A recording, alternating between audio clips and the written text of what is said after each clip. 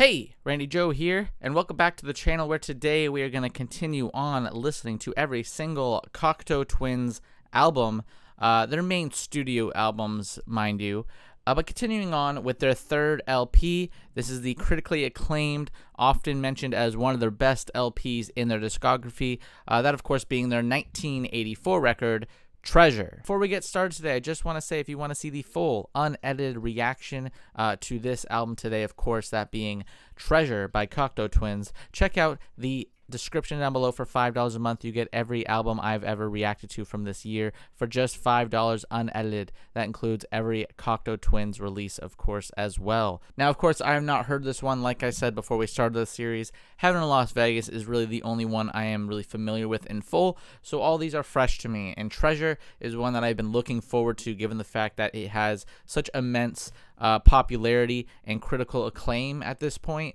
and often people will put this up against Heaven in Las Vegas in terms of, you know, kind of valuing their records and ranking them. So with that in mind, this album is 10 tracks long, 41 minutes and 35 seconds, making this, I think, their longest record. Most of the records are not even hitting that 40-minute mark, but Treasure just goes over.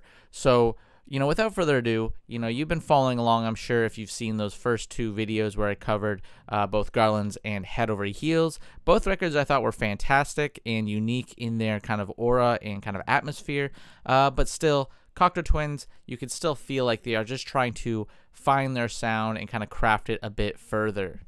One other thing to note before we get into it is that this record does see the addition of a new member in the group after losing their member Will Hedgie, I believe it is, from Garland's, who I thought was really great and added a great aura to that first LP.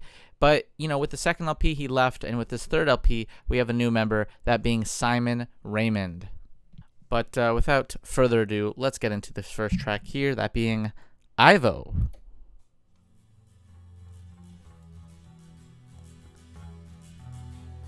Of course, it's all aura, no lyrics.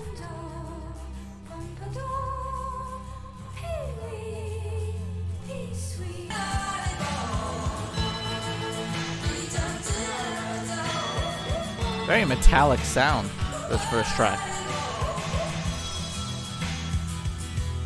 Much more screeching in that pitch of those vocals.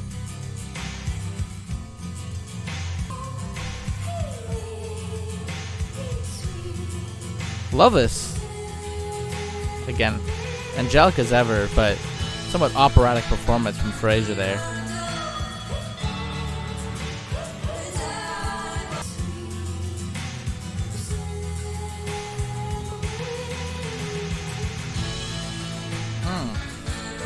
Love this guitar work. Just slides in.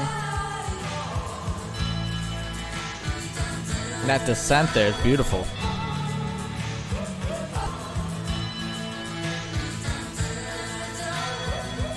I like how subtle everything is kind of in the mix overall. Oh. There's really full-blown washed-up guitars there. Overtaking the entire atmosphere.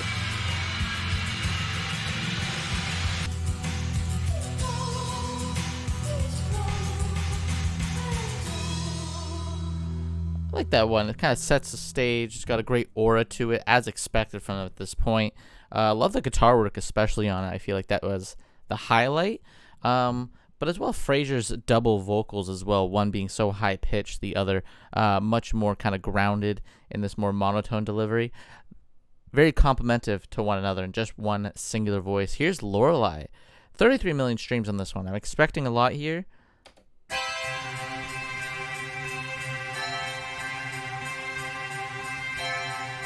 Very sudden start on it.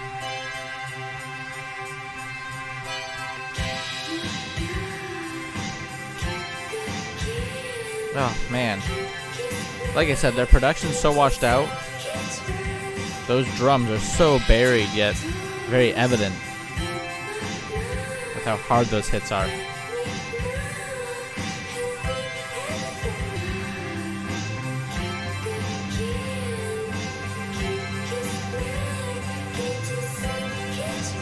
I like how cute this one sounds. Her vocals.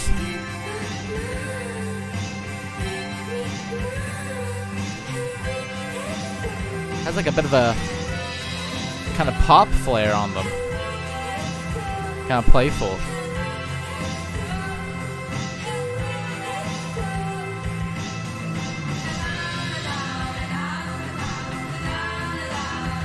I love the sense of joy on this track. Feels like it really is a sudden shift at this point with a lot of their work at this point. Garlands and Head Over Heels, I feel like were more gothic in nature, but this one certainly feels like it's got a bit more sort of life and optimism in it.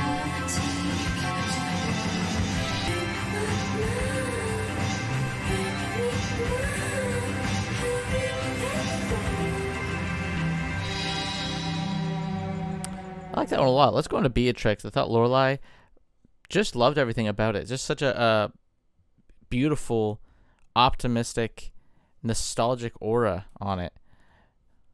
A lot of these tracks seemingly named after women, perhaps. Is this some sort of synth?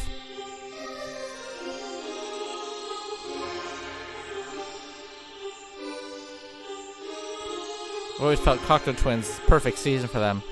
A very fall, kind of focused band.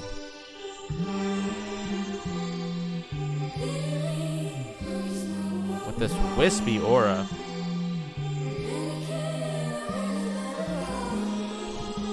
I also feel like vocally, Frasier certainly feels like she is influenced and pulling from Kate Bush on some of these tracks, especially this one here.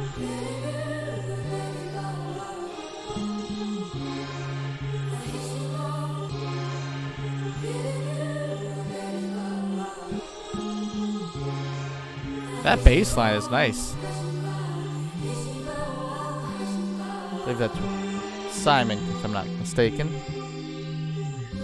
Like this. Swooping bass line.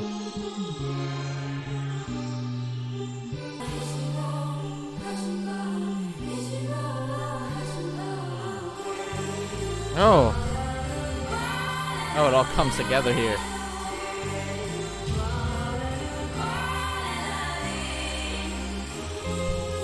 Maybe the best performance so far from Frasier vocally here. I feel like she's really swelling up in that passage. But I think, as always, she sounds fantastic. As nonsensical as she seems.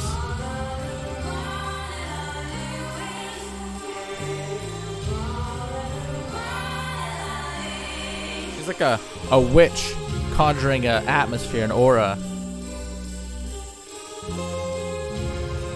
Controlling her environment.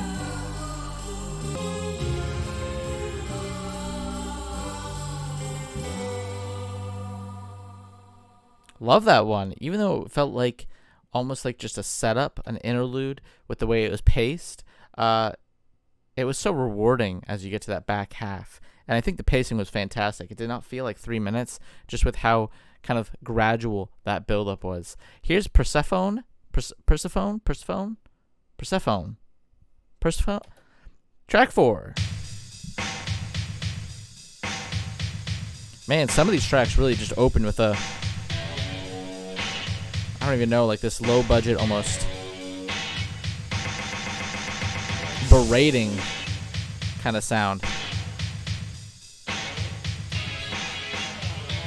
Love how everything feels like it's mixed into a very distinct avenue.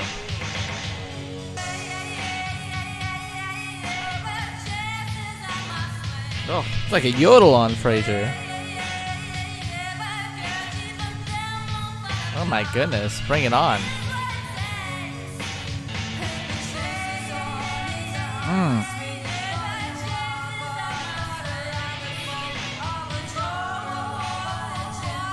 I love how much more Frasier on this LP seems to be utilizing the kind of double backing vocals. And this time not trying to reinforce herself in any way, almost like battling with her own sort of style at times. Feels like two very differing approaches vocally.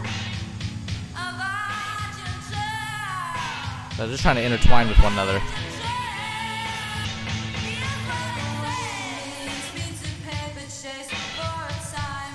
Oh. Man, I love how it strips everything back there, and that guitar just comes through, very aggressive, kind of hits you with its riffs. Like that. Wah. Oh. It's very violent with its approach.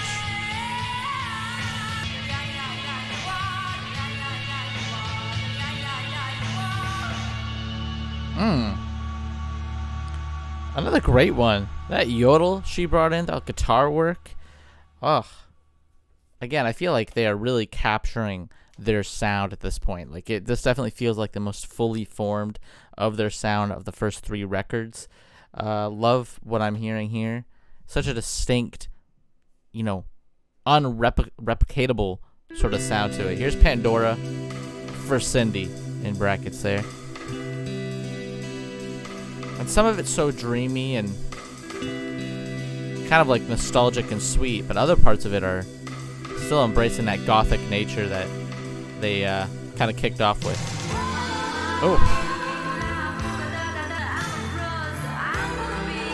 Oh, this one's sweet. This one's beautiful.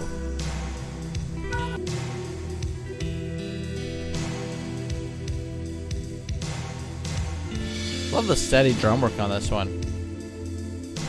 There's like a little bit of a jazzy tone to it. But these, those dreamy guitars. A nice amount of wavering on them.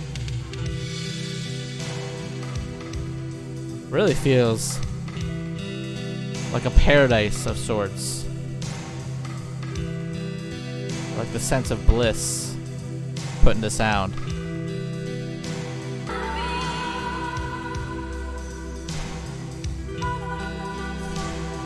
Man, this one is very meditative in a sense. Especially with that drum.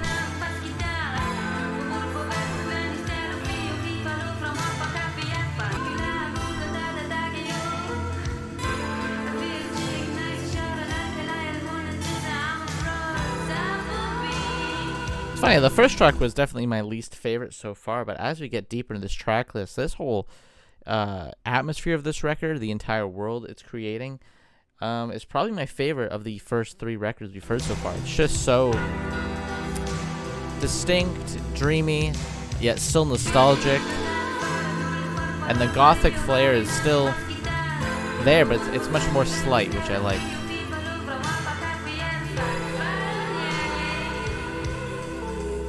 This feels like a gentle embrace in a way.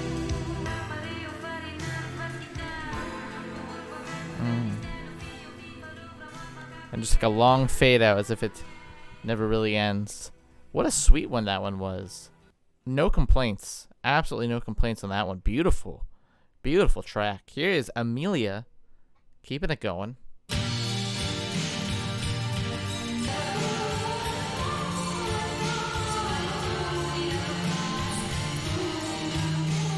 Man, Fraser's voice feels like 2 different people at this point. I feel like she has mastered her voice in a way where she could just be multiple singers and multiple personalities. Because this high pitch and that lower pitch feel like 2 distinct figures in the track.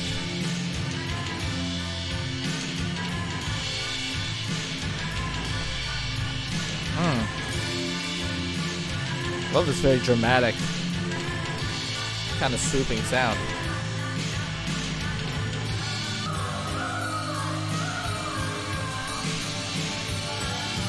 I will say, this one probably is the most repetitive of the bunch so far.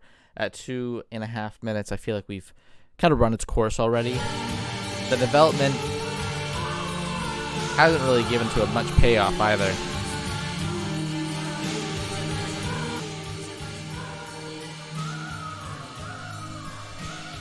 Very iffy on that one. I like the overall tone. I like the overall sound. It just kind of feels like it repeats until it ends. And to follow such an incredible, I feel like, peak for the album with Pandora, let's keep go. Aloysius.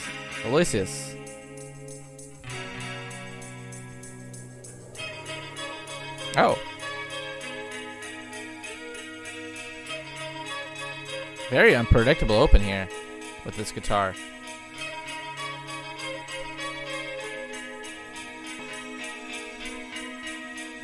Bit more of a kind of shining, glimmery open.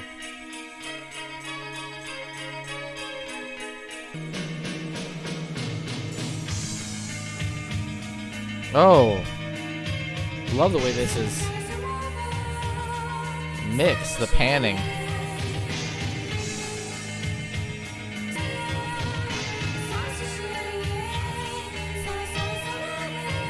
Not much to say about this one, just I like this return of the sweet, kind of nostalgic sound, though. I definitely think that's my favorite aspect of Cocteau Twins, hence having Las Vegas being my favorite, but something about their gentle nature that's so intoxicating. Despite being their longest LP at 41 minutes, the pacing is still impeccable. You know, it feels like it's flying by. I can't believe we're already on track 7, and we're almost done it. And this track itself, the pacing itself, has been just so enveloping, so gradual, and such an intoxicating, beautiful environment. It really hypnotizes you as it draws you in to this world.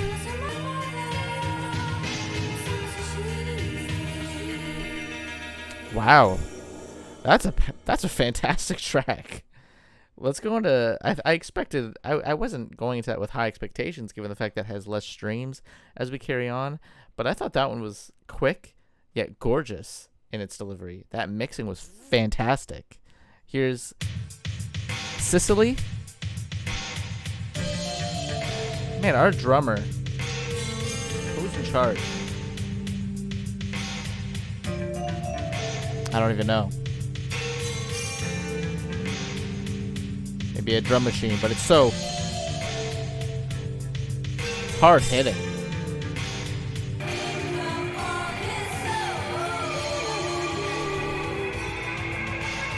Oh, that siren effect.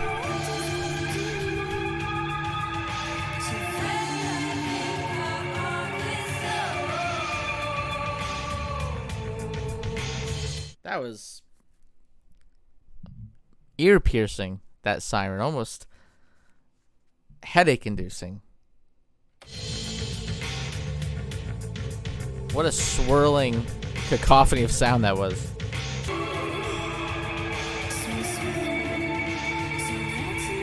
Like, oh, it keeps rising, and it overthrows the mix. Not sure how I feel about it. Maybe that's something that has to grow on me, but man. Oh. And this organ, adding that horror into the sound.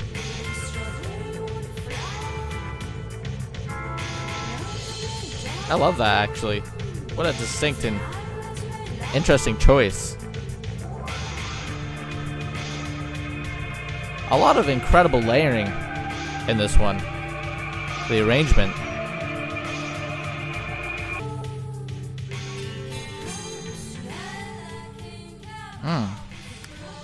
Blaring, abrupt, aggressive. This track list really zigzags between the comfortable nostalgia and just the violent kind of horror of things. I love what we're getting. Let's keep it going. Otterley is the next one. Very much like most of their music, a nighttime album, something you would listen to in the dark, or maybe just in a low-light atmosphere with how brooding a lot of it feels. Especially with how much reverb is put onto everything.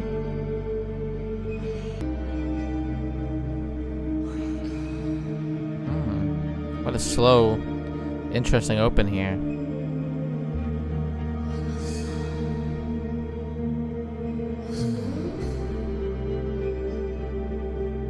It's like a distant spirit trying to speak to us.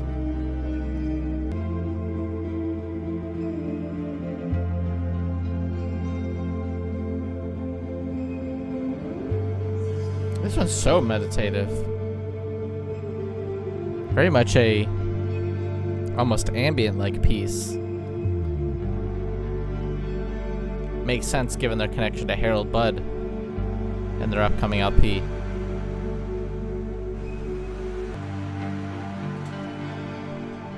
Those waves cascading in. What a kind of thoughtful piece. Still very well paced, despite its gradual nature. It's very slow in its progression. Very haunted sort of atmosphere.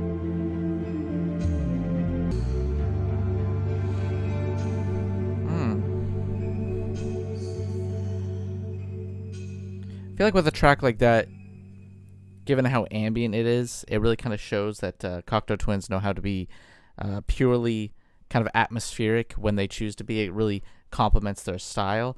And it makes sense that they wanted to, from what I read, collab with Brian Eno throughout the midst of this one.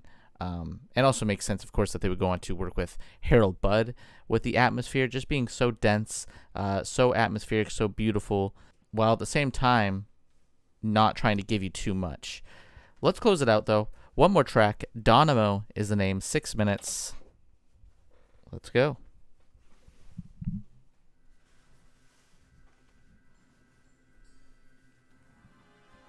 That last track really just kind of providing a segue of sorts maybe into this final one.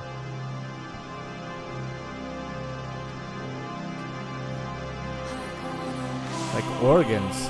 Oh. Ethereal. Very heavenly here. Especially with those backup vocals.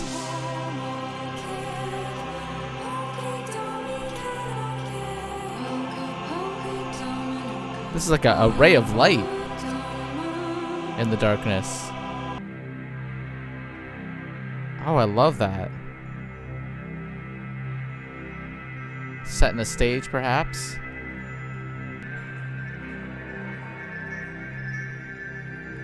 I feel like we're entering like a new world with how pretty and heavenly this sounds, up against such a grating, maybe horror or something.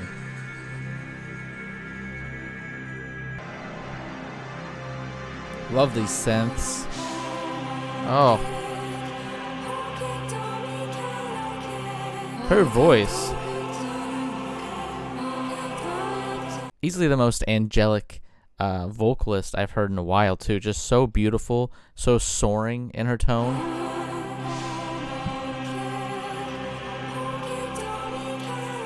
And those backing vocals. It's like a whole choir ushering in this new world, maybe. Oh, there we go. Drops in. What a incredible, powerful opening that was. 2 minutes to set a stage.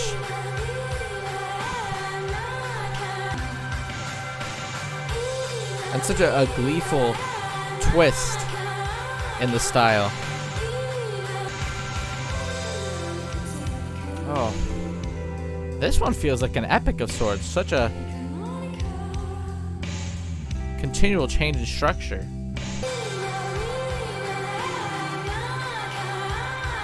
This is probably the most full track in the whole album. It just really feels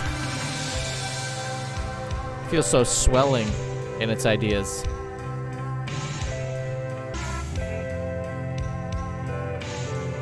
And I love that guitar, kind of going back to the earlier track in the track list. I think it was Pandora, which was just so almost like a paradise, teasing a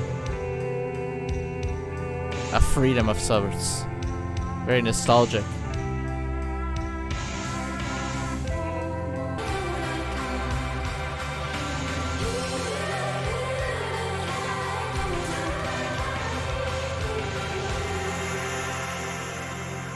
Wow. What a beautiful one that one was. Just a huge multi-layer track that felt like it really pushed their sound into a very bold trajectory. I feel like you kind of get a lot of the vibe of Heaven in Las Vegas on this one. And overall, too, with their discography, the first couple of records being much more gothic and kind of brooding in tone, whereas Heaven in Las Vegas is so gorgeous and swelling, and it's like sheer sense of beauty and nostalgia. I feel like Treasure, and that last track, especially Dynamo, really feels like we're at the midst of their cross-section between that kind of gothic, almost horror-infused sound and the very beautiful kind of swelling nostalgia that Heaven in Las Vegas takes up. I feel like this is right in the middle of it and balances them quite beautifully. It's a very sweet album, a very gorgeous album, very well layered, and the atmosphere, too, has a lot of ambient moments that kind of showcase just how well they understand texture and atmosphere when it comes to building up their LPs and giving them a very cohesive sound. Not many complaints here. I didn't love the track Amelia. I think it was my least favorite of the track list, and the first track Ivo, I feel like was really just kind of setting up what's to come. But other than that, I mean, there's some of their best songs I've heard so far in their first three albums definitely land on this one. Lorelei is fantastic. Persephone, I believe it's pronounced. Pandora is incredible. I think maybe the peak of the record, but that could also be said for the final track, Dynamo, which is just so full, like I said earlier. Just a great third LP. Really does feel like they have found their sound at this point, and they only continue to maybe master it as we continue on with their discography. But that does it for today's video. If you like the video, please hit like and subscribe to follow along and listen to more Cocteau Twins alongside myself. If you want to see every Cocteau Twins album reaction unedited, check out the Patreon in my description down below. For $5 a month, you get every video I've done this year, every Cocteau Twins, every Pink Floyd, every Bjork album, completely unedited in their full reaction. So you get the album and myself, of course, for just $5 on Patreon. But as always, my name is Randy Joe. I appreciate you watching, and I'm signing off.